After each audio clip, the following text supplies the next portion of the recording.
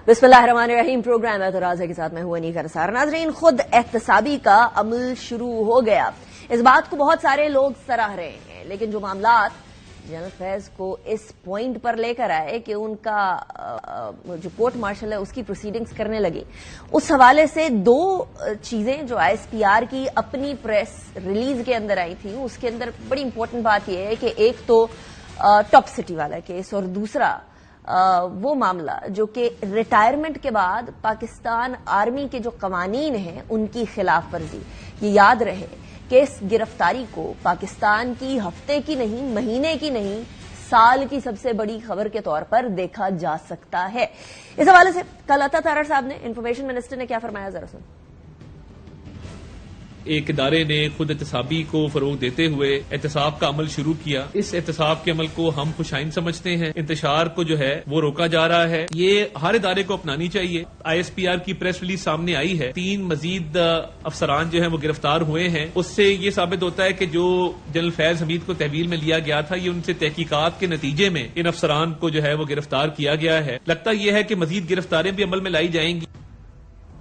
अब ये बात तो हो गई कि मजीद गिरफ्तारियां अमल में लाई जाएंगी, और उसके बाद फिर ऐसा हुआ 3 और रिटायर अफसरान को गिरफ्तार किया गया इसी मामले के अंदर। अब सियासत के अंदर अमल दखल के साथ साथ रिटायरमेंट के बाद सियासत के अंदर पार्ट लेना एक ऐसी चीज है जिसका इल्जाम उन पर लग रहा है। बिलखुसूस पाकिस्तान तहरीक इंसाफ के मामलात को जो है उसके अंदर इंटरफेरेंस एक बहुत बड़ा इल्जाम है जो उनके ऊपर लगाया जा रहा है। फिर 9 मई के वाकयात हुए और फिर क्या हुआ, the rest is history in front of us. सूरत हाल ये है कि उसके बाद बहुत सारे वुज़रा ने, बहुत सारे सियासतदानों ने अपने अपने बयानात दिए जिसके अंदर उनके उस किरदार को कंडेम किया, जिसके अंदर आज इसहाकदार साहब ने बड़े वाज़ेह तौर पर कह दिया कि जी उनके साथ भी जनरल फैज ने हैवी हैंडेडनेस करने की कोशिश की थी, अब उनको उसका सिला मिल रहा है। लेकिन ख्वाजा आसिफ साहब ने जो कुछ अरसे से बड़े इंकशाफात कर रहे हैं, उन्होंने अगले 3 से 4 महीने, 6 महीने को भी बड़ा इंपॉर्टेंट करार दिया था। उन्होंने कुछ और बातें भी कही हैं, कसमों वादों की बातें भी कही हैं।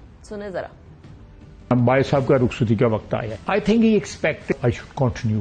गुफ्तगू की को 9, 10, 12 दिन जो है उसमें ये इंडिकेशन जो है मुझे मिलती रही। हम चाहते थे नंबर 1 पे जो नाम है उसको कर दिया, लेकिन ही केप्ट ऑन इंसिस्टिंग। उन्होंने कहा मुझे मैं फैज को ड्रॉप कर रहा हूं, तो आप भी जो है ना अपनी चॉइस ड्रॉप। मियां साहब के साथ भी उन्होंने कॉन्टेक्ट किया, मैं वहां पे अपनी बात मनवा। उसके बाद उन्होंने जब देखा कि ये नहीं मान रहे, उन्होंने डिफरेंट किस्म की ऑप्शन, मोर लाइक 19th और 20th ऑफ नवंबर इन्होंने ड्रॉप कर दिया नाम का कि फैज साहब का मैं नहीं परसू कर रहा। 3.5 चढ़ा आता है क्योंकि ये नेगोशिएशन जो आपने लफ्ज इस्तेमाल किया, बातचीत, ये क्यों स्ट्रक्चर्ड थी? नहीं, डायरेक्ट वसी तो गल्ला करने। I used to travel on helicopter and go to army house. Speaker Punjab assembly Malik Ahmad जा रहे हैं, शामी उसे पहुंच जाना है, आके मियां शहबाज शरीफ को रिपोर्ट देनी।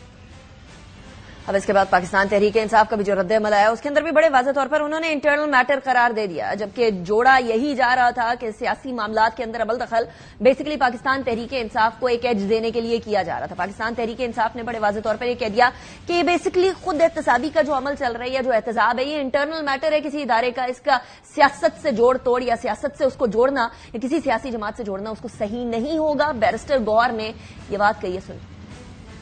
पाकिस्तान तहरीक इंसाफ का जनरल फैज हमीद के साथ कोई जाती या सियासी वाबस्तगी नहीं रही है। अगर उसके साथ कोई वाबस्तगी थी तो वो सिर्फ प्रोफेशनल थी। जनरल फैज हमीद का अरेस्ट होना, उसका ट्रायल होना फौज का अंदरूनी मामला है। वो लोग जिसको सियासी रंग देते, लोग उनको पहचान चुके हैं। दूसरी तरफ नवाज शरीफ साहब ने बड़े अरसे बाद चुप का रोजा तोड़ा है। बड़ी इंतजार था कि जब वो अक्टूबर में आए हैं तो उसके बाद वो आगे चल के कोई सियासत के अंदर एक्टिव पार्टिसिपेशन करेंगे।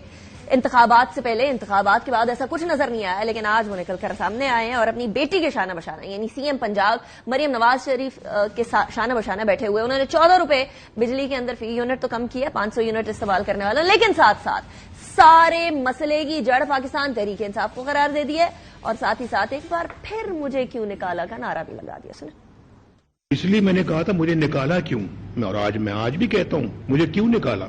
ये दिन देखने के लिए जो आज हम सब देख रहे हैं, उनको कोई पूछने वाला नहीं है। जिन्होंने आज मुल्क को इस हालत में पहुंचाया है, ये आखिर सब कुछ किसने किया, कौन है इसका जिम्मेदार? अगर मैं जिम्मेदार नहीं हूं तो फिर कोई ना कोई तो है ना, और वही है जो हमारे बाद में आए हैं। अब ये फैसला किया है पंजाब गवर्नमेंट ने, इन्होंने अगस्त और सितंबर के महीनों में बिलों में फौरी रिलीफ फराहम करने की کوشش کی ہے اور وہ ریلیف جو ہے 0 سے 500 یونٹ کنزیوم کرنے والے جو لوگ ہیں بجلی کے بلوں میں سے 14 روپے پر یونٹ بجلی کے ریٹ کو کم کیا جائے گا.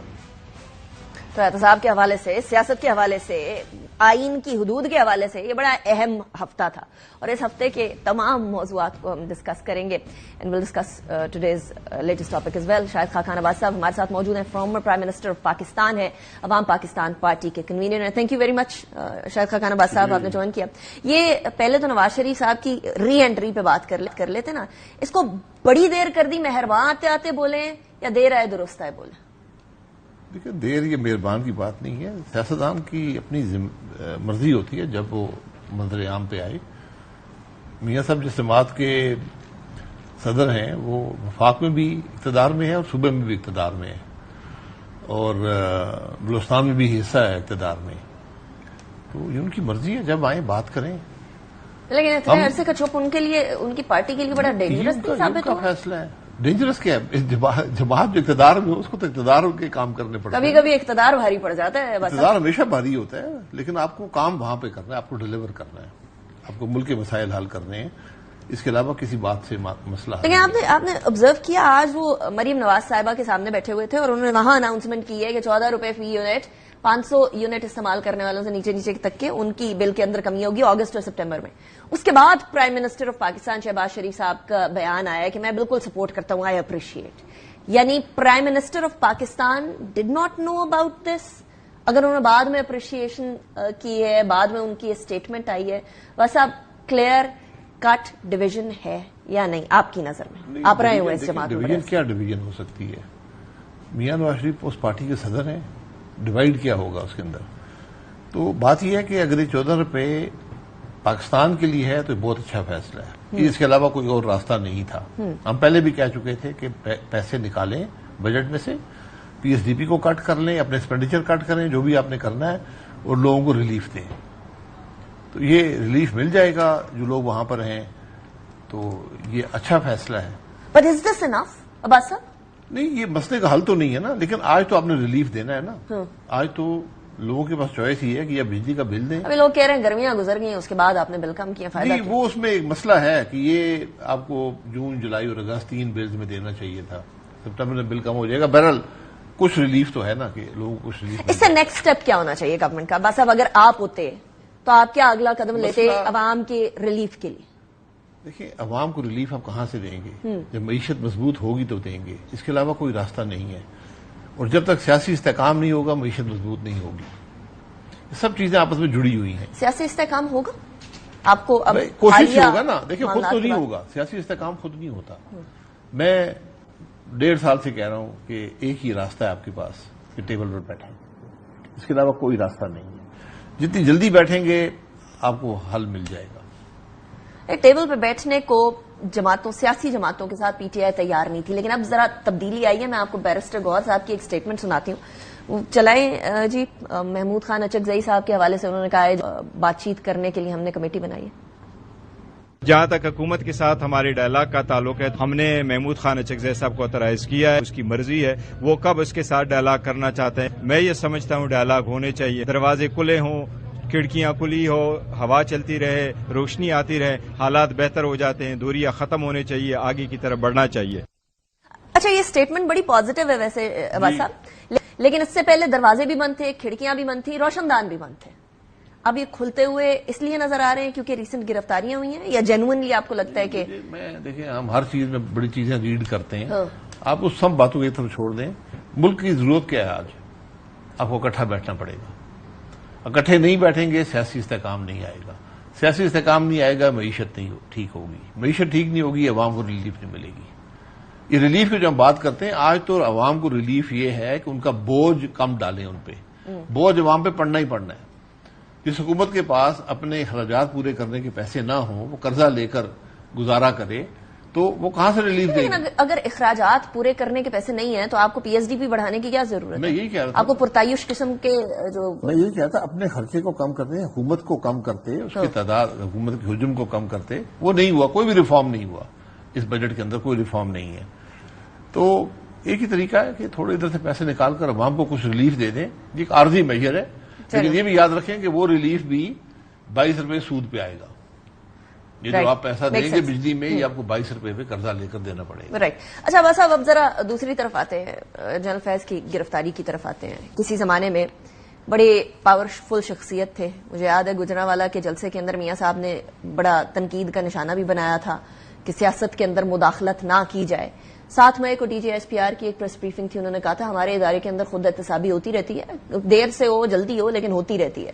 سو اب اس کا سیاست کے اوپر کوئی افیکٹ, کوئی امپیکٹ ایسا دیکھتے ہیں جو کہ آنے والے وقتوں کے اندر کچھ امیدیں بندھی ہوئی تھی سرٹن سیاسی جماعتوں کی, وہ اب ٹوٹیں گی؟ نہیں ڈفرنس. یہ ہم کچھ زیادہ ان معاملات میں الجھ جاتے ہیں اور بدقسمتی ہے کہ دوسرے کی مشکل پر خوشی منانا شروع کر دیتے ہیں. یہ کوئی راستہ نہیں ہے. اوکے.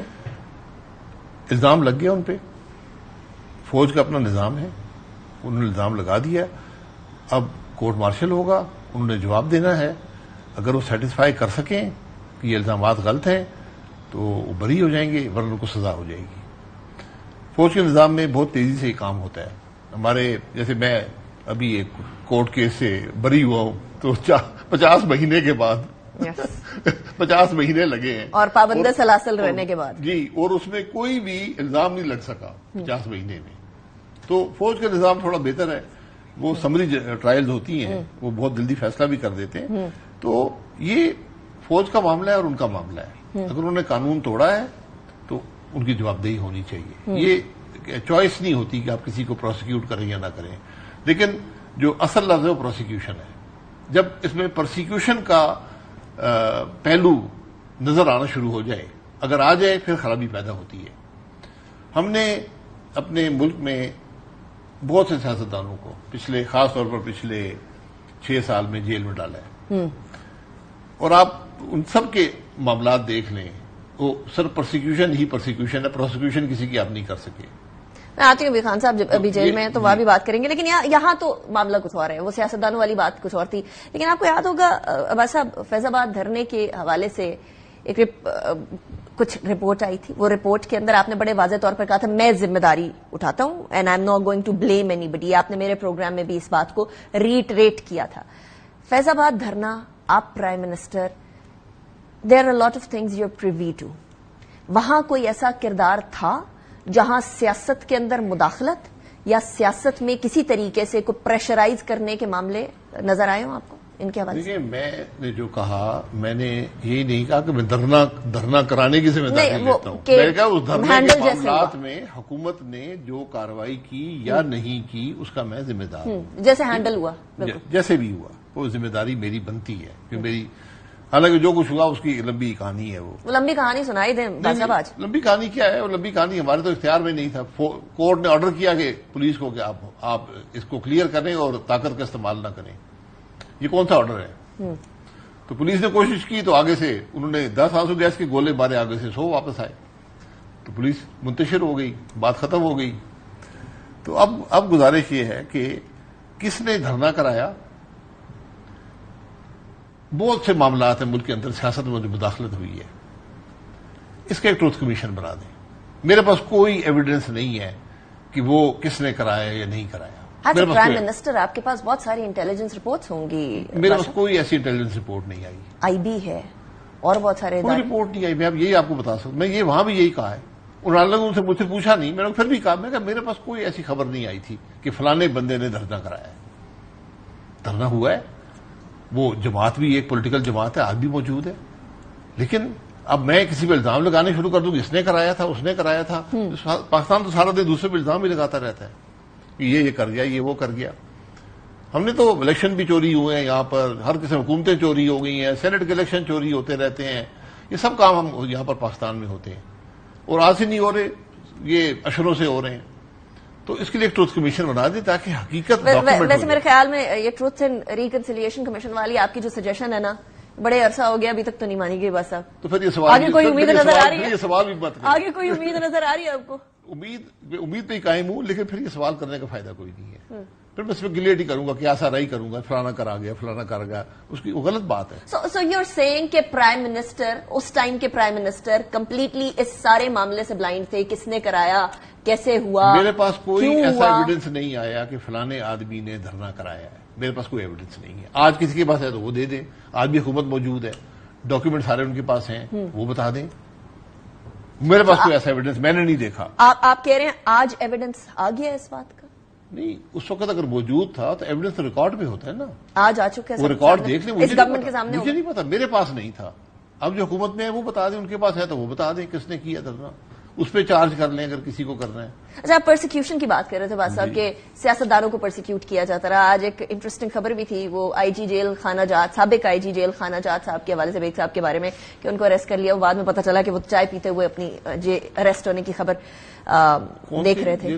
وہ شاید سلیم بیگ صاحب تھے، ان کی بات ہو رہی تھی، ان کی گرفتاری کی، لیکن وہ غلط ہو گئے تھے میرا خیال. ہاں جی، وہ ریٹائر تھے تو وہ اپنے گھر پہ وہ خبر دیکھ رہے تھے. لیکن آپ ان کے انڈر بہت سارے پرائم منسٹرز گرفتار رہے ہیں، جن کے اندر سے آبویسلی ایک آپ بھی تھے. اس ٹائم پر آپ کی نظر میں کہ آپ کہہ رہے ہیں پرسیکیوشن ہوتی رہی بہت سارے سیاستدانوں کی، لیکن کہیں بھی کسی بھی، یہ گورنمنٹ کا سٹینس ہے، میرا یا کسی اور کا سٹینس نہیں ہے، گورنمنٹ کا سٹینس ہے کہ دیکھیں 9 مئی کسی نے نہیں کیا کہ کوئی بھی پرائم منسٹر گرفتار ہوتا رہو، پرسیکیوشن آپ اسے کہہ لیں جو مرضی کہہ لیں، لیکن کسی نے 9 مئی نہیں کیا. تو اس time per P T I کے جوانی ہے، عمران خان صاحب، ان کی گرفتاری بنتی ہے کیونکہ 9 مئی ہوا. آپ اگری کرتے ہیں اس بات سے؟ اگر ایویڈنس ہے تو بالکل گرفتار کریں. آج اس بات کو 1 سال سے اوپر ہو گیا ہے، 15 مہینے ہونے لگے ہیں. اگر آپ کے پاس ایویڈنس ہے تو بالکل کاروائی کرنی چاہیے. تو اسٹے آرڈر ہو جاتا ہے نا. نہیں، اسٹے آرڈر کس بات پہ ہوتا ہے؟ آپ کو چلان مکمل کرنے میں اسٹے آرڈر نہیں ہوتا. تفتیش آپ کریں، تفتیش مکمل کریں، چلان تیار کریں، عدالت میں فائل کریں چارجز. یہ ذمہ داری ہے حکومت کی. ایک ملک میں فوجی تنصیبات پر حملہ ہوتا ہے اور حکومت خاموش بیٹھی رہے، کچھ نہ کرے، تو یہ بات قابل قبول نہیں ہوتی. اگر آپ کے پاس، پھر ہم ہمیشہ قیاس آرائی میں پڑ جاتے ہیں. تو جب آپ قیاس آرائی میں پڑھتے ہیں، الزامات لگانے شروع کر دیتے ہیں اور آپ حکومت میں ہوں، پھر پرسیکیوشن بن جاتی ہے. پھر وہ پروسیکیوشن والا ایلیمنٹ ختم ہو جاتا ہے. وہ کہتے ہیں یہ تو بڑا ظلم ہو رہا ہے. تو کیا مسئلہ کیا ہے؟ 1 سال گزر گیا، ابھی تک معاملات حل نہیں ہو رہے. سپریم کورٹ کے اندر پاکستان تحریک انصاف بھی گئی، اسٹے آرڈر بھی ہوا، اس کے بعد ادھر گورنمنٹ کی ول نہیں ہے ٹو پرسو اٹ، یا پھر حکومت سے پوچھ لیں نا. وہ حکومت جو اس وقت اقتدار میں تھی آج پھر اقتدار میں ہے. نہیں، بیکاز آپ کہہ رہے ہیں نا پرسیکیوشن ہو رہی ہے. جب آپ قیاس آرائی کریں گے بغیر ایویڈنس کے، آپ الزامات لگانے شروع کر دیں گے فلانے نے یہ کام کیا، تو پروسیکیوشن بن جاتی ہے. آپ حکومتیں پروسیکیوٹ کریں، چارجز فائل کریں، ایویڈنس اکٹھا کریں. دنیا ایسی چلتی ہے.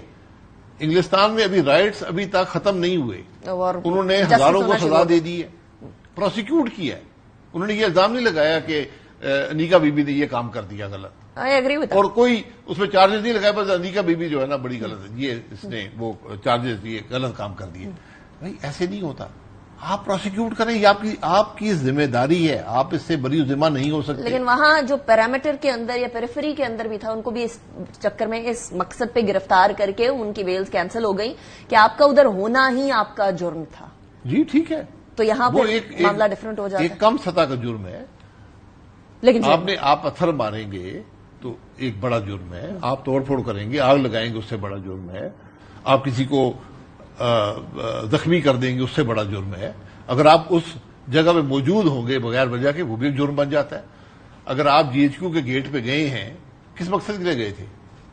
تو پروسیکیوٹ کریں. آپ کے پاس ایویڈنس ہے، آپ کے پاس ریکارڈنگز ہیں، آپ کے لوگ اریسٹ ہوئے ہیں وہاں پر، لیکن پتہ نہیں، مجھے تو کسی کی پروسیکیوشن نظر نہیں آئی آج تک، کسی کو سزا ملی ہو اس معاملے میں.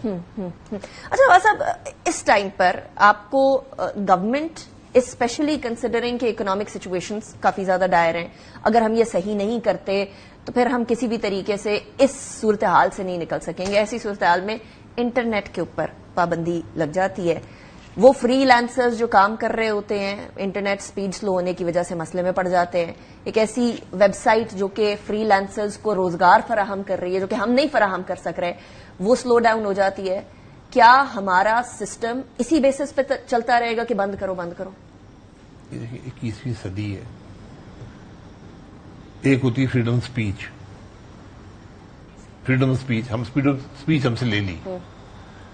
اب फ्रीडम ऑफ लिसनिंग भी हमसे चली गई है कि हम इंफॉर्मेशन रिसीव भी नहीं कर सकते। ये कौन सा निजाम है, कौन सा मुल्क है? 21वीं सदी में आप ये काम करेंगे? कैसे, ये क्या कर रहे हैं, क्यों कर रहे हैं? हम तो आईटी के बूम की बात कर रहे थे। मैं ये कह रहा हूं ना, आप कर क्या रहे हैं? दुनिया हंस रही है आप पे, यकीन करें। आप लोग परेशान हैं, लोग बाहर पूछते हैं आप लोग, आपके मुल्क में हो क्या रहा है? आप लोग क्या क्या सोच क्या इसके पीछे? आपने अगर कुछ करना है, कोई खतरा है, तो अवाम को कॉन्फिडेंस में लें। हुकूमत बताए, वजीर आकर बताएं, जो रोज 10-10 प्रेस कॉन्फ्रेंसें करते हैं कि हमने क्यों मुल्क का इंटरनेट आस्था कर दिया है। पूरी दुनिया 5G चली गई है, इंटरनेट स्पीड बढ़ाई है कि लोग काम कर सकें। इंटरनेट आज कोई फिल्में देखने या टिकटॉक की देखने की जगह नहीं है, ये आपकी बुनियादी तौर पे काम करने की जगह है। स्पेशली आपकी पूरी दुनिया आज इंटरनेट पे है। एब्सोल्युटली, आपकी पूरी जिंदगी इंटरनेट पे है। काम भी वहां पे करते हैं, एंटरटेनमेंट भी वही है, बैंकिंग भी वही है, हर किस्म की बाइंग वहां पे हो रही है, सेलिंग वहां पर हो रही है। दुनिया स्पीड बढ़ा रही है, पाकिस्तान स्पीड कम कर रहा है। तो आप प्राइम मिनिस्टर हमारे पंजाब स्पीड है, तो पंजाब स्पीड को जरा तो बढ़ा दे तो बेहतर होगा। पंजाब स्पीड कम तो नहीं होगी? पंजाब स्पीड कम हो लगे। अच्छा ये बताएं, अगर आप प्राइम मिनिस्टर होते तो आप इसका क्या सोल्यूशन निकालते कि इंटरनेट के ऊपर लोग जो हैं वो प्रोपेगेंडा के लिए उसको इस्तेमाल कर रहे हैं, तो आप क्या सोल्यूशन निकालते? उसके तरीके हैं, उसके इंग्लैंड में हुआ है, उन लोगों को सजाएं दी हैं, पकड़कर सजाएं दी हैं। आप सजाएं रखें, एविडेंस दें कि इस आदमी ने यह काम किया। आप यहां किसी को उठा के ले जाते हैं, इंटरनेट स्पीड कम कर देते हैं। यार इस तरह तो मुल्क नहीं चलते ना। आप प्रोसिक्यूट करें, आप कर सकते हैं। प्रोसिक्यूशन वाला काम मुश्किल लग रहा है। तो प्रोसिक्यूशन ही होती है, आइन प्रोसिक्यूशन की इजाजत देता है, प्रोसिक्यूशन की नहीं, बदकिस्मती से। इसी पॉइंट पे शायद खान अब्बास साहब, मुझे ब्रेक की तरफ जाना है। Thank you very much for joining me in the programme. एक सूरत हाल जो है वो डेवलप तो हो रही है इंटरनेट वाली, वो जरा हम गवर्नमेंट के सामने भी रखेंगे। मियां जावेद लतीफ साहब हमारे साथ मौजूद होंगे after break. Welcome back after break. मियां जावेद लतीफ साहब हमारे साथ मौजूद हैं, PMLN के सीनियर रहनुमा हैं। बहुत शुक्रिया मियां साहब, आपने ज्वाइन किया। मियां साहब, एक तो मुझे थोड़ी सी हैरानी इस बात पे है कि आपकी हुकूमत के इम्पोर्टेंट लोगों की तरफ से फैज हमीद साहब की गिरफ्तारी को मुआवजा करार दिया जा रहा है। मैं डिप्टी प्राइम मिनिस्टर साहब की बात कर रही हूं, इसहाक डार साहब की। आप भी इसको मुआवजा समझते हैं? मुआवजा, गिरफ्तार होना यहां तक तो ठीक है। उसकी वजह यह है अनिका कि बदकिस्मती से पाकिस्तान के अंदर सियासी मदाखलत अदारों की जानब से या अदारों में बैठे लोगों की जानब से होती आई है, सुनते आए हैं, देखते आए हैं। मगर ये पहली दफा हुआ है कि कोई बंदा इतना अपनी क्रीज से बाहर निकल के खेले और इतना धड़ल्ले से हर काम जो है गैर आईनी करे और उसको पूछने वाला भी कोई ना हो। होता ये रहा है कि रिटायरमेंट के बाद ही लोग संभल जाते हैं, अपने अपने काम को लग जाते हैं। मगर फैज हमीद साहब ने ये सिलसिला छोड़ा नहीं और कभी किसी ने इससे पहले बगावत पे किसी को उकसाया नहीं। फैज हमीद साहब या इनके पेशरो जो थे, उन्होंने क्या, अभी मैं आपको सुन रहा था या यहाँ एक टिकर चल रहा था कि चार्जशीट नवाज शरीफ किसको कर रहे हैं। भाई चार्जशीट 2014 से जो धरने दिलवाने वाले हैं और देने वाले हैं उनको कर रहे हैं। और फिर यह हकीकत नहीं है कि NA 120 का जिमनी जब इलेक्शन हुआ था, नवाज शरीफ को जब डीसीट किया गया था, तो रातों रात दो जमातें सियासी किसने बनवाई थी और क्यों बनवाई थी। और फिर इसी तरह 8 फरवरी का जो इलेक्शन है, 8 फरवरी 2024 का, इसमें भी सहूलतकारी हुई है। और ये सहूलतकारी करने वाले और करवाने वाले पब्लिक को उनके नाम होने चाहिए। आप उनको सजा दें या ना दें, मगर कम से कम लोगों के सामने लेके आए। ये बड़ी बात होती है। फॉर्म 47 मैं 2024 पे फॉर्म 47 दोनों जानब चला है। ठीक, आप कह रहे हैं दोनों जानिब चला है, यानी आपकी तरफ भी उधर भी। लेकिन दैट इज इंटरेस्टिंग। मैं इस इंतखाबात की तरफ आती हूँ। एक और बात उन्होंने इसहाक डार साहब ने कही है। पहले मैं इसहाक डार साहब की बात की तरफ, उसके बाद मैं मियां साहब की तरफ भी आना है। ये डार साहब कह रहे हैं कि मेरे साथ जो ज्यादती हुई थी उसकी माफी मांगी उसके बाद फैज साहब ने लेटर ऑन। क्या ज्यादती हुई थी इसहाक डार साहब के साथ? आपको कुछ इल्म है इस बात का? نہیں انیکا میرے علم میں تو نہیں ہے، وہ بہتر بتا سکتے ہیں، جو بات کر رہے ہیں وہی جواب دیں تو بہتر ہوگا. لیکن آپ بڑے ویل انفارمڈ ہیں میاں صاحب. وی نو کہ آپ کو وہ چیزیں پتہ ہوتی ہیں اکثر جو بہت سارے لوگوں کو نہیں پتہ ہوتی ہیں. سو اگر ڈپٹی پرائم منسٹر ایسی کوئی بات کر رہے ہیں تو اس کا ایک سرٹن بیک گراؤنڈ ہوگا جس سے یقیناً آپ واقف ضرور ہوں گے. نہیں نکا، میں سمجھتا ہوں کہ اس وقت پھر بولنا چاہیے.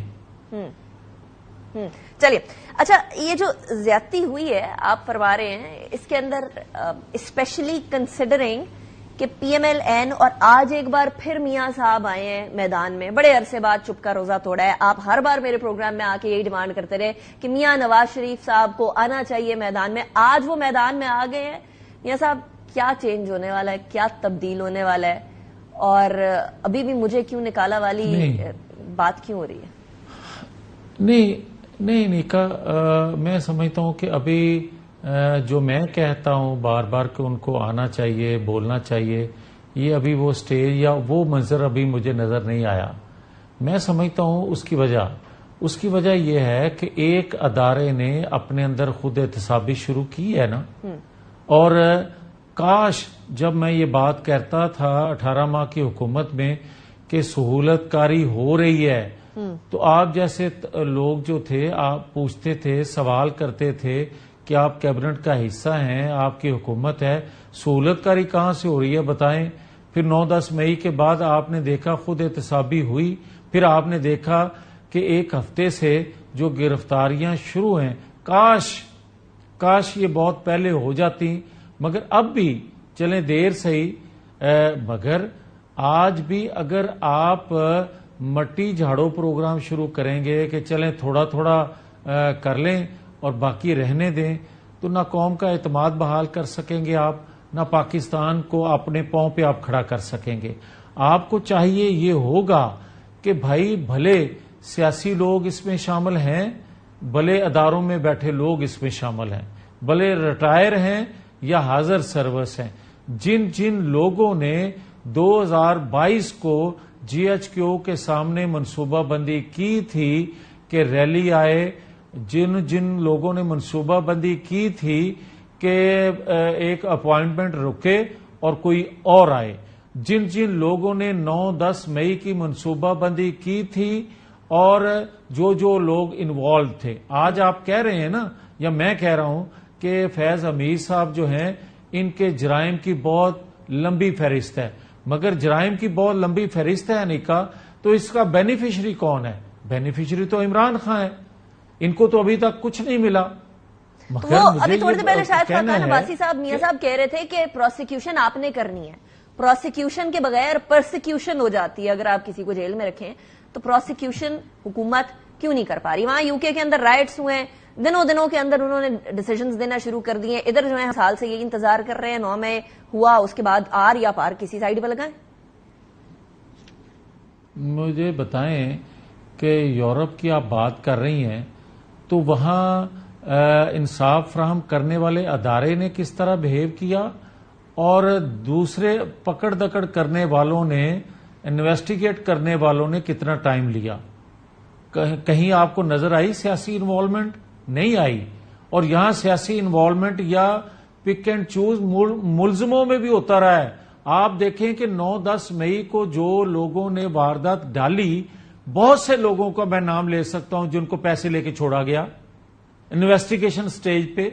بہت سے لوگ جو ہیں کوئی بیل آؤٹ ہو گیا آگے جا کے. اور آج بھی میں یہ کہہ رہا ہوں کہ اگر یہ بنگلہ دیش ماڈل کا پرتشدد احتجاج کی منصوبہ بندی نہ کرتے یہ لوگ، یا سہولت کاری اس طرح نہ دیتے، تو شاید یہ آج بھی گرفتار نہ ہوتے. بات یہ ہے کہ آپ پاکستان کی اینٹ سے اینٹ بجا گئے. آپ نے 2 دفعہ ملک دشمنی کس کو کہتے ہیں؟ ملک دشمنی اس کو کہتے ہیں کہ کسی کو حکومت بنا دو، کسی کو ہٹا دو. نہیں، ملک دشمنی آپ اس کو کہتے ہیں جب آپ دہشت گردوں والا سلوک اپنی ریاست کے ساتھ کرتے ہیں، اور یہ 2 دفعہ ہوا ہے. بغاوت کس کو کہتے ہیں آپ؟ بغاوت کرنے والے کے لیے یا بغاوت پہ اکسانے کے لیے آپ کا قانون ہے نا. بغاوت بار بار ہوئی ہے, کیوں نہیں پکڑا گیا؟ کیوں لاڈلے تھے یہ؟ اور کیا عالمی دباؤ تھا؟ کس چیز کا دباؤ تھا؟ کہ یہ ٹھیک کہا خاقان عباسی صاحب نے جو آپ کوٹ کر رہی ہیں کہ 1 سال 1.25 سال ہو گیا ہے مگر ان ملزموں کا ابھی تک کوئی نتیجہ تو نکلا نہیں. بے بات درست ہے. کس نے یہ نتیجہ نکالنا تھا؟ حکومت نے نکالنا تھا؟ نہیں, اداروں نے کرنا تھا. یا عالمی دباؤ اگر ہے تو قوم کو اعتماد میں لیا جائے کہ اس کے لیے کہاں سے. دیکھیں سائفر لہرانے والا شخص اتنا سیف ہے, اتنا وہ اعتماد میں ہے کہ جن کے خلاف وہ چارج شیٹ کر رہا ہے وہاں کی کانگریس کو اس کے لیے یونانی مسئلہ تقریباً اس کے حق میں بیان دے رہی ہے. یہ تو گورنمنٹ کا فیلئر نہیں ہوا کہ ایک جگہ وہ سائفر لہرا رہے ہیں, وہ ڈونلڈ لو کے اوپر الزام لگا رہے ہیں, لیکن وہ اتنے کامیاب رہے ہیں اپنی لابینگ کے اندر کہ وہاں جا کر کانگریس باقاعدہ طور پر ان کے فیور کے اندر, پاکستان تحریک انصاف کی فیور کے اندر ایک ریزولوشن پاس کر دیتی ہے. اور یہاں ہماری حکومت کچھ بھی نہیں کر پا رہی. ساری کی ساری اسٹیٹ مشینری کے ہوتے ہوئے, ساری حکومت کے ہوتے ہوئے, سارا جو ابھی اس ٹائم پر صورتحال ہے وہ ہوتے ہوئے آپ لوگ اس کو کاؤنٹر ہی نہیں کر سکے. مطلب ایک اپوزیشن میں ہوتے ہوئے کچھ کر رہا ہے اور ایک حکومت میں ہوتے ہوئے کچھ نہیں کر پا رہا. نہیں نیکا پلیز, میں یہ آپ کو کہوں گا جو آپ بات کر رہی ہیں نا کہ ایک طرف وہ سائفر لہراتا ہے اور دوسری طرف کانگریس آلموسٹ یونانی مسئلے اس کے حق میں قرارداد پاس کر لیتی ہے. دیکھیں بات یہیں تو آ کے قوم کو بتانا چاہیے کہ بھائی آپ یہ دیکھیں کہ وہ ایک جو کمپنی ہائر کی تھی اس نے کیا گل کھلایا کہ اتنا بڑا فیصلہ انہوں نے اپنے اوپر چارج شیٹ جو اس نے ان کو کیا تھا انہوں نے اس کے حق میں بات یہ ہے کہ سی پیک فیز 2 سی پیک 1 اور سی پیک فیز 2 روک دوں گا جس طرح 3.5 سال روک کے دکھایا. باتیں اور بھی بہت سی ہیں, میں بہت سی باتیں آپ سے کہہ سکتا تھا, مگر میں یہ کہنا چاہتا ہوں کہ پاکستان کے مفادات کے خلاف کام کرنے والے کو آپ ملک دوست کہیں گے, آپ ملک دشمن کہیں گے. اگر ملک دشمن سمجھتے ہیں تو پھر اس کے ساتھ ٹریٹ کیسے کریں گے؟ آپ اس کے ساتھ موسنوں والا ٹریٹ کریں گے. ماضی قریب اور ماضی بعید میں دیکھیں تو ہمارے یہاں بہت سارے سیاستدانوں کو غداری کے سرٹیفکیٹ دیے گئے ہیں. آپ کو یاد ہوگا کہ آپ لوگوں کے خلاف ہی مودی کا جو یار ہے غدار ہے کا نعرہ لگا. آج آپ اگر عمران خان یا پاکستان تحریک انصاف کے اوپر یہ الزام لگا رہے ہیں کہ ان کے وہ بیرون ملک طاقتوں کے اعلی کار ہیں تو میاں صاحب اس کے لیے کوئی ایویڈنس دینا پڑے گا. کیا سمپل بات کرنا کافی ہوگا؟ انیکا زبردست آپ نے بات کی ہے. میں 3 چیزیں کہوں گا, فیصلہ آپ کر لیں. مجھے یہ بتائیں کیا پاکستان کی 77 سالہ تاریخ میں آج تک کسی ادارے کے ہیڈ کی اپوائنٹمنٹ کے وقت اس طرح کی بغاوت کی کوشش کی گئی ہے؟ نمبر 1. نمبر 2 یہ ہے کہ پاکستان کی 77 سالہ ہسٹری میں کسی جماعت کا ہیڈ جو ہے وہ پھانسی چڑھ گیا, کسی جماعت کے ہیڈ کو آپ نے دفاع کو ناقابل تسخیر بنانے پر ہائی جیکر بنا کے سزا دے دی. ان کو بھی رینجر نے پکڑا, ان کو بھی رینجر نے گرفتار کیا. 1 دفعہ نہیں, نواز شریف کو 4 دفعہ کیا. کیا نواز شریف کے منہ سے یہ نکلا کہ احتجاج وہیں جا کے کرو جنہوں نے مجھے گرفتار کیا؟ عمران خان یہ کہہ چکا. پھر 9-10 مئی جو کچھ ہوا, کسی نے آج تک پاکستان کے اندر رہنے والے نے یہ جرت کی نہیں کی. مگر پاکستان کے باہر سے اگر کوئی آ کے دھماکہ کرتا ہے ایک جگہ, یہاں تو 2200 جگہوں 2000 جگہوں پہ ہوئی نا, 2200 کے قریب غالباً. آپ یہ دیکھیں کہ ایک جگہ پاکستان سے باہر سے آ کر کوئی ایسا واردات کرتا ہے تو کہا جاتا ہے یہ دہشت گرد ہے، اس کو منطقی انجام تک پہنچائیں گے۔ 2200 جگہوں پہ ویسا ہی کرنے والا، میاں والی ایئر بیس پہ کھڑے طیاروں کو آگ لگانے والا، یہ تو دشمن کی ہمت نہ ہوئی، یہاں ہو گیا۔ اس کے بعد بھی آپ اس کو سیاسی ورکر کہیں گے، آپ اس کو کہیں گے کہ اس کو نہ کہا جائے کہ یہ غیر ملکی ایجنڈے پہ اور میں کیسا ثبوت دوں؟ وہ نہیں مانتے، وہ کہتے ہیں یہ ایک فالس فلیگ آپریشن تھا، وہ کہتے ہیں کہ ہمیں ملائن کرنے کے لیے کیا گیا، وہ کہتے ہیں فوج ہماری اور ہم لوگ اس طرح کا کام نہیں کر سکتے۔ اب یہ بات کہ انہوں نے ایسا کام کیا تو آپ لوگوں نے پروف کرنا نا۔ اچھا ایک سیکنڈ جی ایک سیکنڈ رک جائیں، یہ بات میں نے سنی کہ عمران خان صاحب نے کئی دفعہ تواتر سے یہ بات کہی۔ مجھے انیکا یہ بتائیں کہ جن کی ویڈیو آڈیو وہ یاسمین راشد ہوں یا اعجاز چودھری ہوں یا آپ دیگر لوگوں کا، میں کئیوں کا نام نہیں مناسب لینا، خواتین ہیں، مگر آپ کا علیمہ باجی کے بارے میں کیا خیال ہے؟ آپ پھر مجھے یہ بتائیں کہ وہ موصوف فرما رہے ہیں کہ میں نے کہا تھا کہ جی ایچ کیو کے باہر جا کے آپ نے مظاہرہ کرنا ہے، وہ فرما رہے ہیں کہ میں نے زبان پارک کے اندر سے پیٹرول بمبوں کا استعمال کیا ہے، اور اس کے پی ٹی آئی کا صدر جو انہوں نے بنایا تھا پرویز لائی، اس نے بھی اپنی گرفتاری کے موقع پہ پیٹرول بم کا استعمال کیا۔ تو پھر کس بات کا انتظار میاں صاحب؟ کہ پاکستان پھر تو کسی بات کا انتظار نہیں ہونا چاہیے۔ یہی تو میں پوچھ رہا ہوں، وہ میں نے تو آپ سے پوچھنا نا، حکومت میں تو آپ ہیں۔ میں تو کچھ نہیں کر سکتا۔ میں وہی عرض کرنے لگا، دیکھیں حکومت وقت ہے جو، یہ تو ہے ایک ہوا کا جھونکا سخت آ جائے تو یہ فارغ ہو جائے، ان کے پاس اکثریت نہیں ہے، مگر آپ 2/3 اکثریت رکھنے والی جماعت اپنے بے گناہ لیڈر کو، بے گناہ قائد کو، پرائم منسٹر کو، نواز شریف کو کیا 2017 میں بچا سکی تھی؟ اور کیا 2014 میں جو دھرنے دلوائے گئے تھے، بات تو آپ پھر سوال کریں گی، میں یہ کہتا ہوں چارج شیٹ کا جب آپ ذکر کرتی ہیں، بھئی چارج شیٹ تو پھر رحیل شریف سے، ظہیر الاسلام سے، جنرل پاشا سے، جنرل فیض، جنرل باجوہ، ایک لمبی ثاقب نثار سے، اعجاز الحسن، کھوسا صاحب، بندیال صاحب، گڈ ٹو سی یو کہنے والے، کون کون لوگ ہیں میں جن کا نام لوں تو آپ کو اطمینان ہوگا کہ چارج شیٹ ان کے خلاف ہونی چاہیے۔ اگر یہ کام شروع ہوا ہے تو انیکا خدا کے لیے پاکستان پر رحم کیا جائے، آنے والی نسلوں کا اعتماد اداروں پہ بحال ہو سکے۔ آپ بلا تمیز، بلا تفریق، آپ انصاف کے کٹہرے میں سب کو لے کے آئیں۔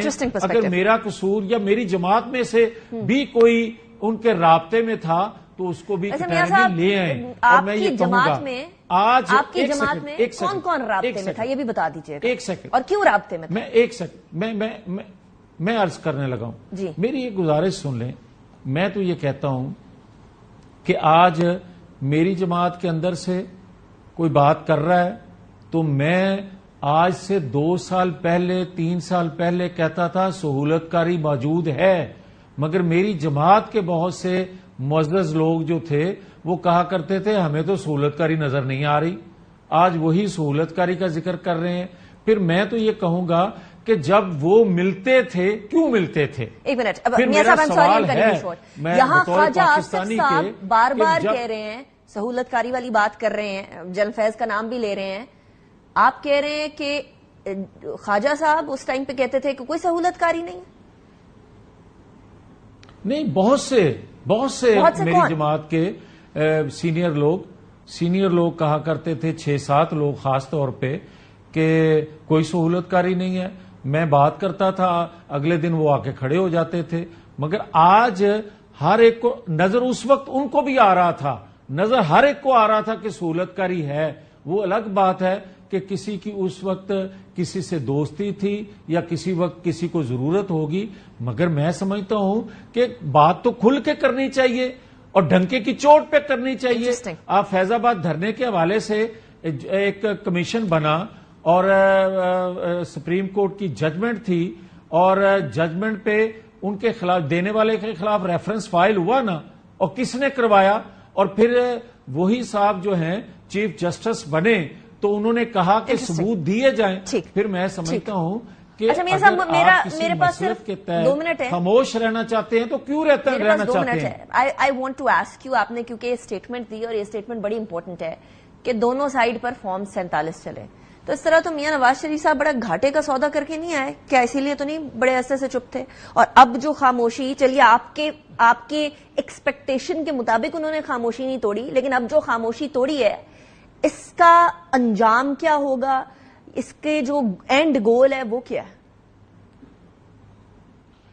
انیکا دیکھیں, ایک ادارہ خود احتسابی کر رہا ہے, اس کا ترجمان بھی بول رہا ہے, دوسرے ادارے کے ترجمان کو بولنا ہوگا کہ 2017 کے فیصلے کیوں دیے گئے, کس نے لیے, اور اس میں کون کون انوالو تھا, اور اس سے اس کا نقصان ریاست کو کتنا پہنچا.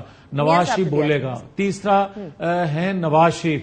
اگر یہ 2 اداروں کے ترجمان بولیں اور تیسرے نواز شریف بولیں, قوم کا اعتماد بغیر الیکشن کے اور بغیر آپ ریلیف دیے لوگوں کا اطمینان ہو جائے گا کہ ہماری ڈائریکشن درست ہو گئی, ہم منزل کی طرف بڑھ رہے ہیں, لوگ آپ کے لیے آج بھی قربانی ریاست کے لیے دینے کے لیے تیار ہیں. اگر ایک بات جو آپ بات کر رہی ہیں, جو آپ نے کہا کہ وکٹ کے دونوں جانب کھیل رہے ہیں لوگ, وکٹ کے دونوں جانب ہی نہیں, لوگ تو چاروں طرف کھیل رہے ہیں. آپ مجھے یہ بتائیں, 8 فروری 2024 کے انتخابات جو ہیں, میں ذمہ داری سے یہ سٹیٹمنٹ آپ کے پروگرام میں دے رہا ہوں کہ پک اینڈ چوز ہوا ہے. وہ جو بڈ کسی نے دی ہے, بڑھ کے دی ہے, تو وہ تحریک انصاف سے ہے, کسی اور انصاف سے ہے, اس کا فارم 47 بھر دیا گیا کیا. اور میں یہ بھی ذمہ داری سے کہہ رہا ہوں کہ اداروں کے سربراہ اس میں شامل نہیں تھے. یہ نیچے بہت سی چیزیں چلی ہیں جنہوں نے برباد کر دیا الیکشن کی کریڈیبلٹی کو. ویری انٹرسٹنگ میاں Javed Latif sahab, thank you very much for joining me in the programme. Break کی طرف جانا ہے, بریک کے بعد ہم بات کریں گے بلبلاتے, بلکتے اور چیخو پکار کرتے باپ کی, جو برتھ سرٹیفکیٹ بنوانے گیا تھا اور واپسی پر اس کو اپنے بچوں کا ڈیتھ سرٹیفکیٹ بنوانے کی نوبت پڑ گئی غزہ میں. After break. Welcome back after break. ناظرین, اسرائیل کی بربریت ابھی بھی غزہ میں جاری ہے. ایک طرف پیس ٹاکس کی بات ہوتی ہے, سیز فائر کی بات ہوتی ہے, تو دوسری جگہ اسرائیل کا کوئی ایسا پہلو سامنے آتا ہے, کوئی ایسا حملہ ہو جاتا ہے کہ جس کے بعد کسی بھی قسم کے وعدے, کسی بھی قسم کی امید سے ایمان ہٹتا چلا جاتا ہے. ابھی حال ہی میں ایک چیخو پکار کرتے باپ کی جو چیخیں اور آہیں اور سسکیاں تھیں, اس نے لاکھوں, ہزاروں, بلکہ شاید کروڑوں لوگوں کے دل چیر کے رکھ دیے. جہاں 4 دن کے بچے آئسل اور اسیر کو شہید کر دیا گیا جب باپ ان کا برتھ سرٹیفکیٹ بنوانے گیا تھا. اس ٹائم پر اسرائیلی حملوں کے اندر 198 سرکاری عمارتیں ابھی تک جو ہے, اور 117 تعلیمی ادارے, 610 مساجد, 3 گرجا گھر, 1,50,000 رہائشی یونٹ, 206 جو آثار قدیمہ کی جگہیں, 34 کھیلوں کے مراکز, 3,000 کلومیٹر سے زائد بجلی کی ترسیل کے نظام اور 700 پانی کے کنویں تباہ ہو چکے ہیں. یعنی مفلوج کر کے رکھ دیا اسرائیل نے غزہ کو. اسرائیلی حملوں کے نتیجے میں غزہ میں اب تک $33 ارب کے براہ راست نقصانات ہو چکے ہیں. انڈائریکٹ نقصانات کا تخمینہ لگانا بھی باقی ہے. غزہ کے 34 ہسپتالوں اور 68 مراکز صحت کو بھی نشانہ بنایا گیا ہے. یہ صورتحال ہے غزہ کے اندر. غزہ کے واسی ابھی تک پکار رہے ہیں, ویسٹ اپنی آنکھیں اور کان بند کیے بیٹھا ہے. کب تک ایسے چلے گا؟ 1 سال ہونے کو آیا ہے, 10 مہینے سے اوپر ہو گئے ہیں. کب بنے گے آواز سارے؟ انیکا نثار کو اجازت دیجیے, اپنا بہت خیال رکھیے گا. اللہ حافظ.